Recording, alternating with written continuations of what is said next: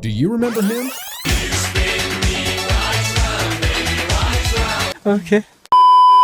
Do you remember the moment he lost it all?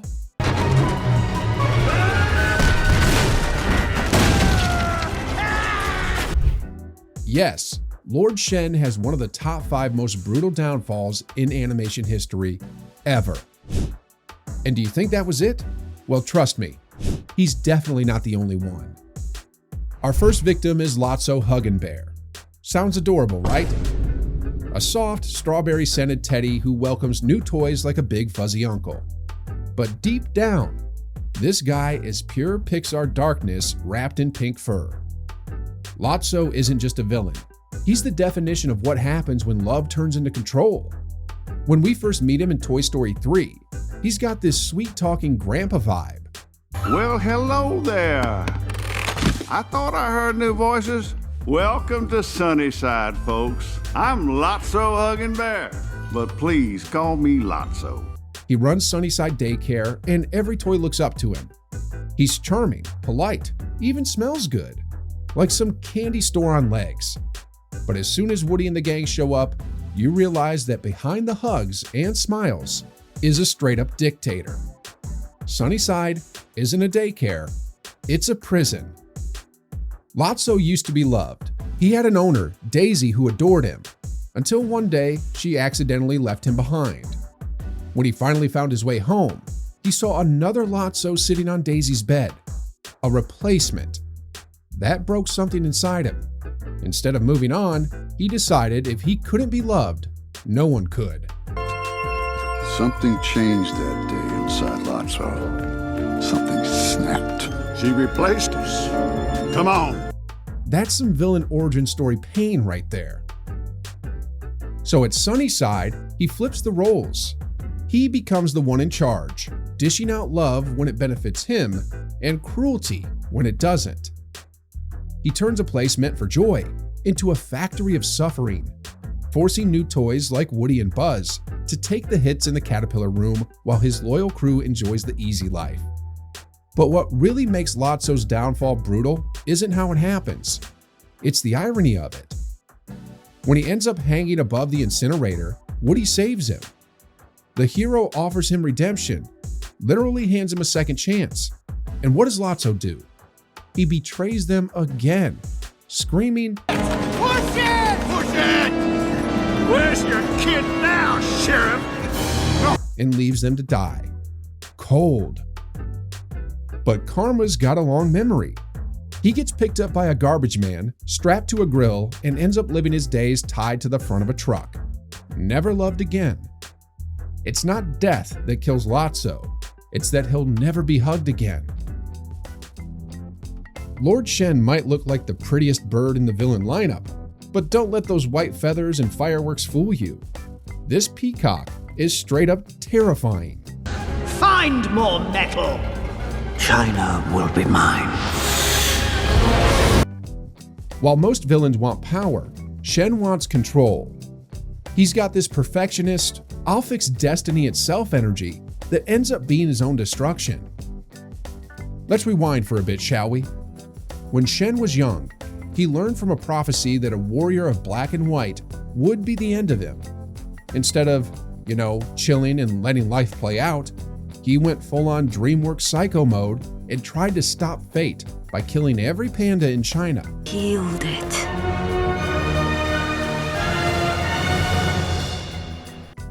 Yeah, those cute fluffy pandas, gone, just like that. That's what makes him so haunting. Shen isn't evil because of greed or glory. He's evil because he's terrified of losing control. Everything he does, from building those crazy cannons to wiping out an entire species, it's his way of saying, I refuse to let destiny win. But destiny doesn't take orders, especially not from a peacock with mommy issues. Fast forward to the big showdown with Po. Shen's rolling through his fortress with cannons blasting, soldiers falling left and right, fireworks exploding. It's chaos. Po, who is literally the black and white warrior from the prophecy, stands right in front of him. Po doesn't fight with hate. He fights with peace, which drives Shen nuts. It's the first time in his life he can't control the outcome. And then comes that final moment, the one that makes Shen's downfall so poetic. His last cannon, his final weapon, turns against him. One slip, one misfire, and boom.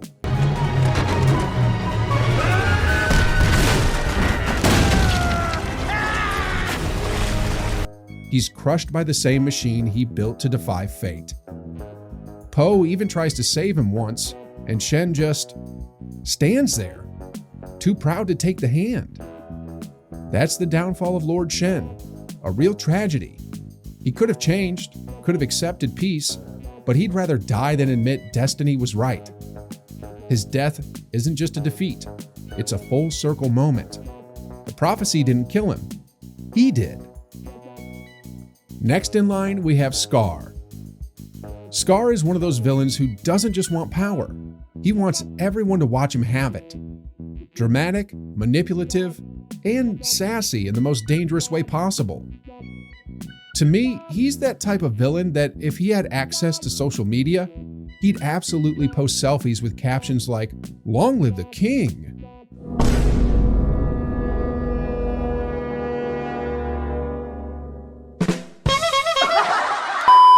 But jokes aside, Scar's story is one of the most poetic downfalls Disney has ever written. From the start, he's jealous of Mufasa, his stronger, nobler, golden-maned brother, and when Simba is born, that jealousy becomes full-on rage. Because now, Scar's not just second in line, he's nothing. So he plots, and unlike other villains, Scar doesn't use brute strength. He uses his mouth, his words.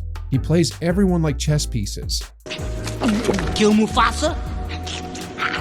Precisely.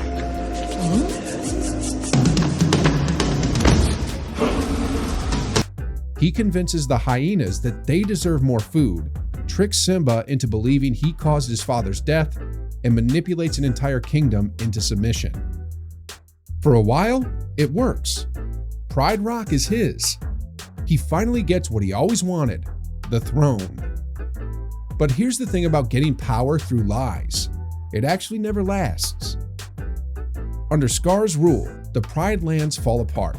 Food vanishes, water dries up, and the hyenas, his so-called allies, start grumbling about being hungry. Scar wanted to be king, but he had no idea how to be one. Then comes Simba's return. I killed Mufasa. Murderer! The moment where Scar's entire kingdom of lies burns down, literally and figuratively. During their final fight, Scar does what he always does. He lies again.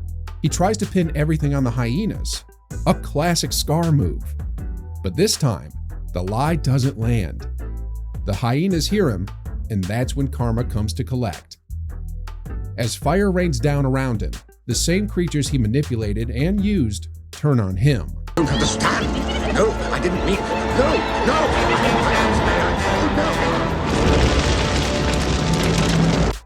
The camera pans away, but we all know what happens. The shadows, the snarls, the end of the self-proclaimed king. Scar was devoured by his own allies, eaten alive by his own deceit. His final lesson: you can build an empire on lies, but eventually, your own pack will see the truth. And when they do, they'll eat you alive. Now we have to talk about Up. Charles Muntz was once everything a young adventurer dreamed of being, a world-famous explorer idolized by kids everywhere. And how? Adventure is out there! To little Carl Fredrickson, Muntz was the definition of greatness, brave, charming, and unstoppable. But like every fallen hero story, admiration can twist into obsession when pride gets involved. When decades later we finally meet Muntz again, he's no longer the smiling adventurer from Carl's childhood posters. He's old, bitter, and completely unhinged this time. The man's been hiding in South America for years, obsessed with finding and capturing that one rare bird, Kevin. The same bird that got him disgraced when scientists accused him of faking his discovery. Instead of proving them wrong with dignity, Muntz turned his life into a manhunt. Literally. He's got a Zeppelin, an army of talking dogs, and enough traps to make Kevin McAllister jealous. All of it just to prove he's right. What makes Muntz's downfall so brutal isn't just how it ends. It's the slow, painful way you realize he's already lost long before he falls.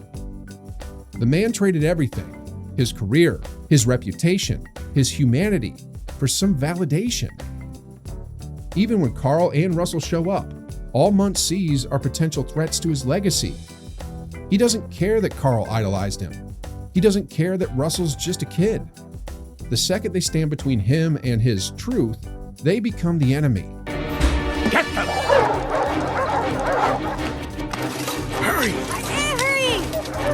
Ah, they're coming! The final battle is a literal dogfight in the sky. Muntz chases Carl across the airship, still screaming about the bird, still refusing to give up.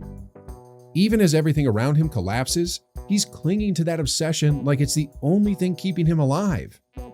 And in a way it is. But the real gut punch is how he dies.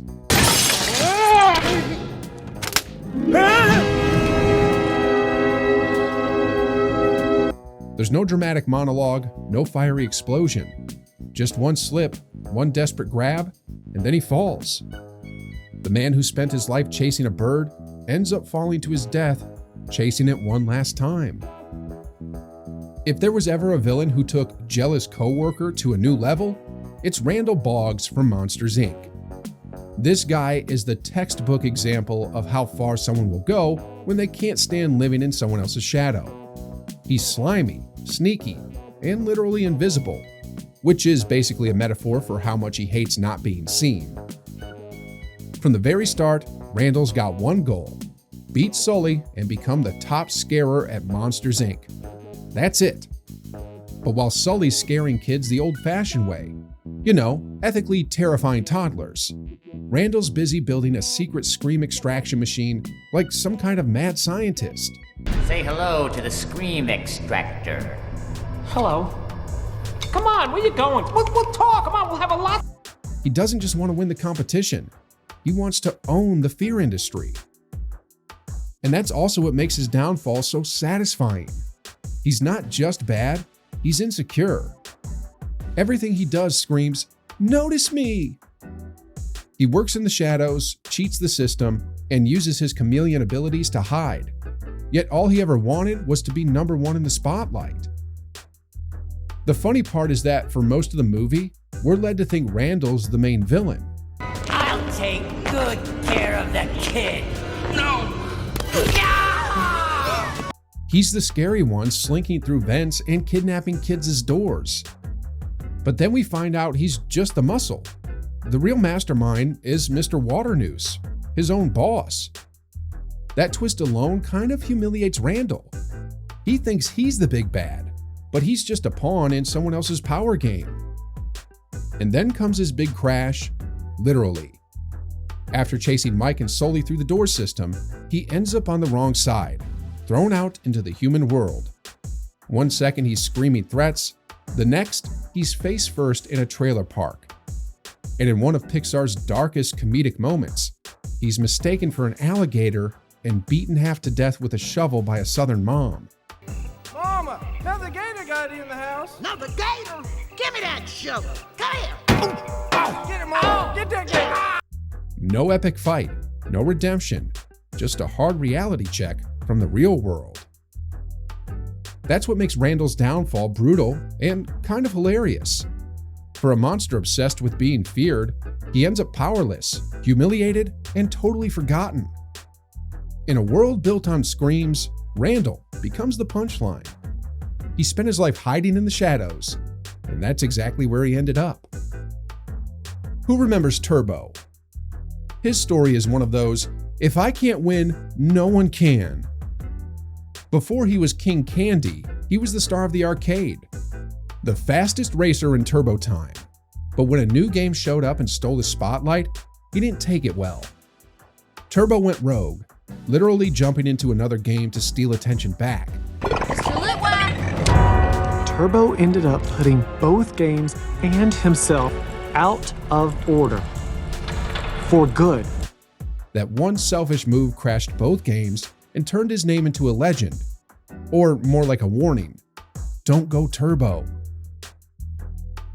But the thing is, Turbo didn't die. He just adapted. When Wreck-It Ralph rolls around, he's reborn in the game Sugar Rush under a new name, King Candy. And man, he's the perfect politician type of villain. Polite, goofy, even a little charming, like a mix between Willy Wonka and a corrupt senator. He plays the role so well that even the players and racers trust him. Everyone thinks he's the hero keeping the game safe. Meanwhile, he's doing what villains do best, covering his tracks. He hides the truth about Vanellope, the real main racer of the game, by reprogramming the code to make her look like a glitch. That's some next level identity theft right there. He didn't just take over the game, he rewrote reality to erase anyone who threatened his rule. When Ralph finally exposes him, everything falls apart. Come to the fourth level! Turbo. Because of you, Ralph, I'm now the most powerful! The reveal that King Candy is actually Turbo is one of those, or maybe even the best, Pixar gut punch moments. The moment his mask drops, the truth hits harder than any car crash. You realize he's not just obsessed with winning, he's addicted to control. But like all great downfalls, his ends with irony. Turbo merges with the game's virus, turning himself into a monster. He becomes half candy, half code, all nightmare fuel. He gets exactly what he wanted, total power. And then, in seconds, loses everything. Go into the light! His code deletes itself, wiped out by the same virus he tried to control. He glitched out of existence. It's poetic justice for a guy who couldn't handle losing. He cheated, he lied, he hacked his way to the top, only to end up deleted by his own ego. When you really look at these villains, Lotso, Shen, Scar, Muntz, Randall, and Turbo, none of them were truly defeated by the heroes. They were beaten by themselves. Every single one of them fell because of pride, obsession, or the need to control something that was never theirs to begin with. Each downfall fits perfectly with the sins that created it.